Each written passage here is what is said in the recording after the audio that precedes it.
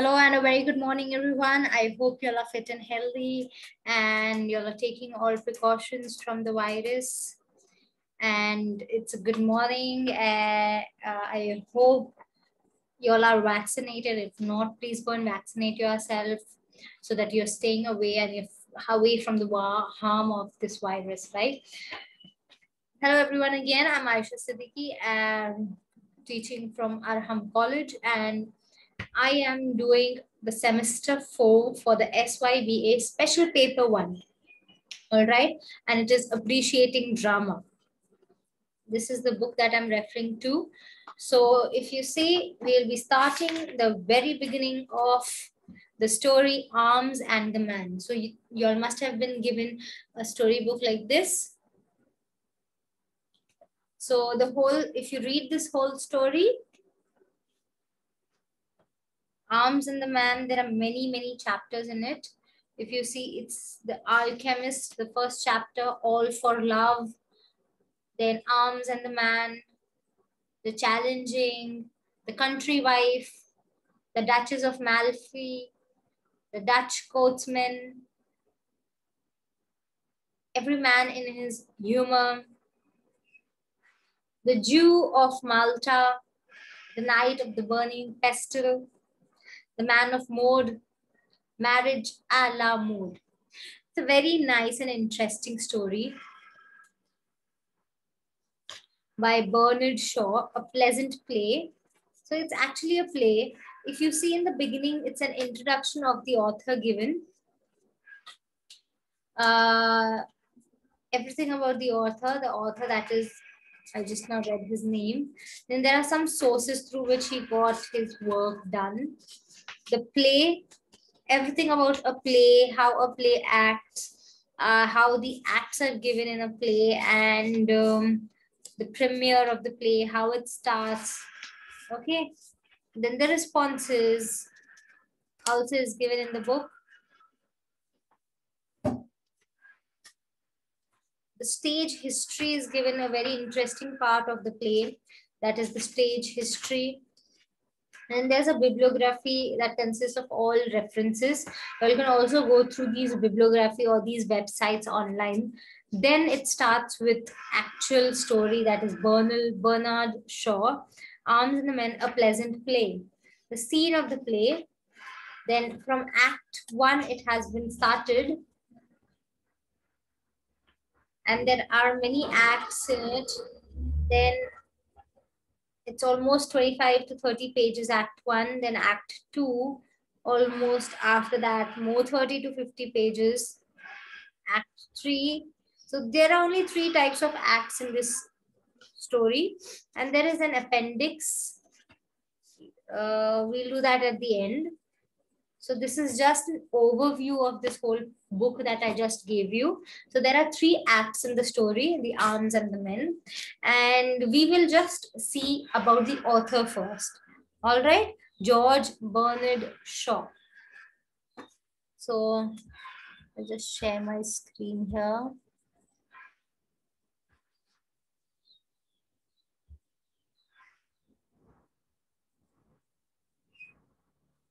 If you go here and you just type, I'm just showing it to you like this because even y'all can go through it and y'all can get his work here.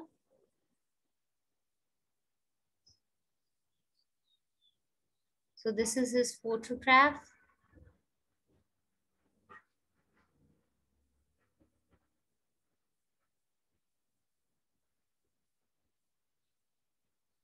So yes. So this is the place how you can go.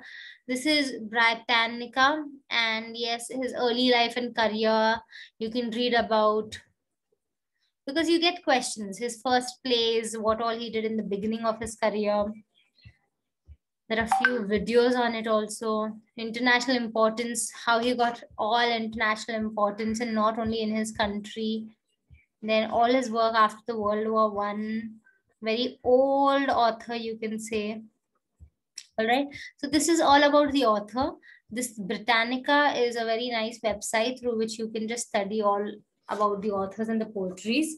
So even in this book that you've got, Page number 1.1, if you see about the author, he was born on the 26th, 1856, Dublin, Ireland, in Place Island, and he died on November 2, 1950 at St. Lawrence, England. Okay, he is a dramatist, a comic dramatist, then literary critic. He was a critic as well, a socialist, winner of the Nobel Prize for Literature in 1925. So he was a very great poet, you can say. Now, his early life and career. George Bernard Shaw was the third and the youngest child, and only son of George Carr Shaw. So there were two elder sisters for George Bernard. That is Lucinda. His parents' name is, father's name was George Carr Shaw and mother's name was Lucinda Elizabeth Gurley Shaw. Technically, he belonged to the Protestant and not the Roman Catholic, the landed Irish gentry, but his impractical father was first civil servant and then an unsuccessful grain merchant. Not very successful people, came from a poor family. That was the atmosphere he grew up in was very poor, which he was very humiliated by being poor. So at first, Shaw was tortured by his uncle because of all this, family issues, you can say, and he basically rejected his school at a very young age. He did not go to school because of all these family issues. By the age of 16, he was working as a land agent office. So he worked over there and he just got some bread and butter for his family. He was the only one earning in his family at that time, as his father used, so he was not very successful. Then he developed a wide knowledge for music and art and also literature. As a result, his mother's influence and his visits to National Gallery. So his mother influenced him. Everyone's mother influences us, right? But we are the one who cannot see the spark in ourselves. So we have to bring out and just, nicely thoroughly go through what are the good things in us so that we can get talented in that way. We are all unique and talented in some or the other way, right? Then in 1872, his mother left her husband and took her two daughters to London. So then he went through another problem of family. There was the parents' divorce where his mother had left, and she also took the elder sisters here. Following her music teacher, George John Lee, who was from 1866, had shared households in Dublin with the Shaws. So he was living together with this music teacher and he resolved to become a writer, and then he joined his mother and elder sister, the younger one having died in London. So from the two sisters, the younger sister died. Then in his 20s, he suffered continuous frustration of poverty. He was dependent upon his mother's pound a week from her husband and her earnings as a music teacher. So a music teacher, merely she could just earn very little and they were just all dependent on it. He spent his afternoons in British Museum reading rooms and writing novels, and whatever he missed at school, he could just try to read out all those things. And all his evening, he searched for extra self-education, debates. Then he saw many activities he did, too much reading, right? So this is how his young childhood went, very, very difficult time. Then despite his failure as a novelist, so in the beginning of his career, there was a failure for him. Every one of us, in the beginning, we face failure, but that does not mean that you have to stop trying and struggling. The more you try and struggle, the more chances you have to go ahead. He became a vegetarian, a socialist, a spellbinding orator, and tentatively a playwright. Finally, he became a playwright. He became the force behind the newly founded Fabian Society, then a middle-class socialist group that aimed to an English society, not through revolution, but through permeation in Sydney. Eventually, in 1985, the dramatic critic William Archer found Shaw steady journalist work. So finally, there was someone who found interest in his work. So I said, right, the more you practice, the more you struggle, there will be a time that comes when someone will catch your talent or something will happen and your talent will grow. So you should not give up. His early journalism ranged from book reviews and then criticism and all. Then finally, in 1890 to 1894, Shaw had a good understanding of music now. Finally, he was good, particularly at opera, and he supplemented his knowledge with brilliance of notices and writing and all. So let's go to his first plays. When Shaw began writing for the English stage, its most prominent dramatists were Sir Pinero and Jones. Both men were trying to develop a modern realistic drama, but neither had the power to break away from the type of artist plots and conventional character types accepted by these theaters. So the poverty of this sort of drama had become very apparent in the introduction. So when A Doll's House, so a very famous one, A Doll's House, that was in London, his ghosts followed in 1891, and the possibility for a new freedom and seriousness on the English stage was introduced. So this was a very new idea that came up by Shaw. Then Shaw was about to publish The Quintessence of Ibsenism, rapidly refurbished and comedy, widowers' houses. Then he went into many romantic plays as well. Young Englishman falls in love, then discovers that both of his prospective father-in-laws and his own private income derive from very exploitation of the poor, very tragedy. So he's written a lot of tragic plays as well. Then he's written Mrs. Warren's Profession, written in 1893, but not performed until 1902 because the Lord Chamberlain refused it a license. So the license was not published. So another challenge over here in life. So life is full of challenges, right? You have to move ahead by just breaking of these challenges. Then the first and the second group. Both groups of plays were revised and published in plays Pleasant and Unpleasant. The first and the second group, Arms and the Man. So we are going to do this story, that is Arms and the Man, light-hearted through sometimes when fun of romantic falsification of both love and warfare. The second, the Candida, was important for English theoretical. Okay. Now, for its successful production at Royal Court Theatre, there were many things that came into importance. So let's see what was his international importance as well.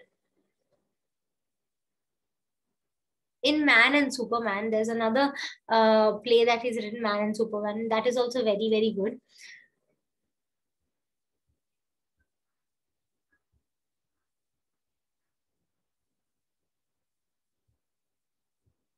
Yeah, and then there is some work of after World War One. So even after the World War One, he has showcased many works. So this is the author here. Finally, I'll just share a few of his images here. So I think in this book, Arms and the Men, no. His picture has not been given. So you can see his picture here. This was the man.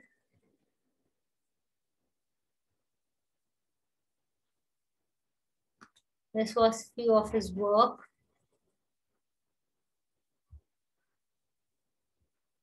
So he became famous internationally as well. So if we see, we have done about the author. Let's see what did he do in Arms and the Men. George Bernard Shaw's first popular play, Arms and the Man, opened on April 1894 to an enthusiastic reception. So a very nice and good reception was given while the opening of this story or the play. Yet Shaw brooded about audience and critical interpretation of the play, which he felt was at odds with his authoritative intentions. He followed man, okay. Then when confronted by a single booning man and the otherwise, strong applause was given. So this story was really worldwide accepted and loved a lot. But what can we do against a whole house who are at the opinion? So he wanted to do something more after this. So he followed Man and Superman with a number of other successful plays, which would eventually be regarded as classics of English language drama. Then let's see, Major Barbara in 1905, The Doctor's Dilemma in 1906, then Pygmalion in 1912, The Saint John in 1923. Many of his works, including Man and Superman and Saint John, re-evaluated and adapted popular stories from history and legend. His reputation and popularity, cemented by these early 20s work, he won the Nobel Prize in Literature in 1925. His play Pygmalion was adapted as a musical, My Fairyland, first for the screen in 1938. And then for the stage in 1956, the success of My Fair Lady. So there's a song also, My Fair Lady. It's made on this story. It's an amazing one. I just suggest you all can go online and watch it if you do not want to read it. Now, its popularity into the latter part of the century and on to today, he died in 1950. So his work and his poetry are loved even till today. And there are so many times, even movies and songs releasing on his plays that were just published long, long back. Now, what about the play?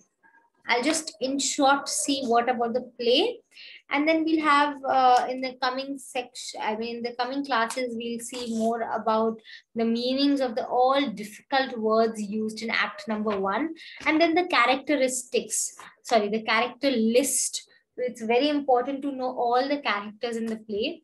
Only then we'll understand the play, right? So the next class is going to be a very important one when I'll be releasing the video wherein we'll have all the character list of the play, describing each and every character in detail. So only if you know each and every character, this is how you will know the play. So instead, if you do not want to read the whole book, you all can only watch my videos and understand each and every character, its meanings, its descriptions, and also with a very good and question answer way, I'm going to explain you all the whole act. All right. And also with this, you will get help. You all can jot down the notes and keep. You can get help for the answers to the questions as well. All right. So for now, I'll just finish off with the play. Okay. Set in the aftermath of the Serbo-Bulgarian War of 1885, Arms and the Man challenges the romantic ideas after the war and love. Captain Bluntschli, a fleeing soldier, climbs through a Bulgarian lady's bedroom window, triggering a series of events that push the characters towards realism and pragmatism.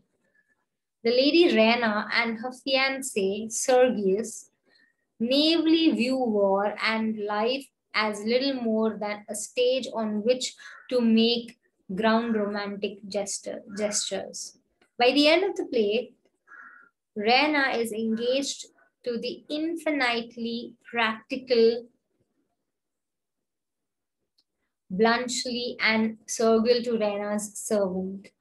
The beautiful and grounded Locke, George Bernard Shaw wrote the play primarily as a vehicle to promote realism and disabuse audiences of their romantic notions of heroism, warfare, and marriage. So it's a very interesting play that we're going to go ahead and see ahead. I hope you'll understood till now. This was just the introduction. We will be seeing each and every part and character and difficult words, question answers, everything in the coming class. Thank you so much, everyone. Please take care of yourself. Stay home, stay safe, take your vaccinations on time so that you do not come into the circle of coronavirus. Hoping you all and giving you all the good hopes and vibes. Thank you so much, everyone.